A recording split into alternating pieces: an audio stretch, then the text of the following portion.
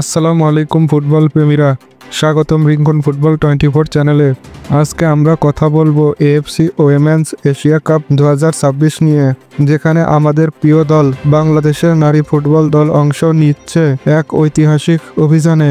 এই টুর্নামেন্টটি অনুষ্ঠিত হবে অস্ট্রেলিয়াতে। 1 মার্চ থেকে শুরু হবে 21 মার্চ 2026 পর্যন্ত। এবার গ্রুপ পর্বে বাংলাদেশের অবস্থান।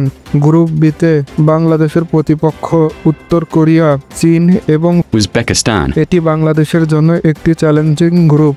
তবে পারফরমেন্স উন্নতি এবং খেলোয়াড়দের আত্মবিশ্বাস দেখিয়ে বাংলাদেশ এখন আর ছোট দল নয়। এই এএফসি ওমেন্স এশিয়া কাপ 2026 শুধুমাত্র এশিয়ার শ্রেষ্ঠ দল নির্ধারণের টুর্নামেন্ট নয়, এটা FIFA women's world cup 2027 qualifier platform.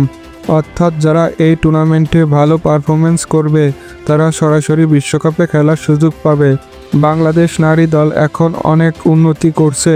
সাবিনাদের নেতৃত্বে সাফ ওমেন্স চ্যাম্পিয়নশিপ জয়, যুব দলের সাধারণ সাফল্য, আন্তরিক ম্যাচ অভিজ্ঞতা আগের চেয়ে অনেক বেশি। যদি বাংলাদেশ উজবেকিস্তানের বিপক্ষে জয় পায় এবং চীনের বিরুদ্ধে ড্র বা সামান্য হার নিশ্চিত করে, তাহলে কোয়ার্টার ফাইনাল কোয়ালিফাই করা সম্ভব নয়। তাই বাংলাদেশকে কোয়ার্টার ফাইনালে কোয়ালিফাই করতে হলে অন্তত 2টি ম্যাচ জয় পেতে হবে। সেক্ষেত্রে কোয়ার্টার ফাইনাল থেকেই শুরু হবে বিশ্বকাপের দৌড়। এই টুর্নামেন্ট বাংলাদেশের জন্য প্রতিটি ম্যাচই হবে একটা যুদ্ধ।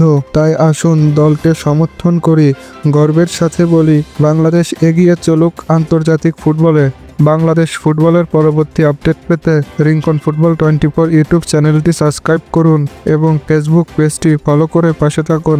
ধন্যবাদ, খোদা হাফেজ।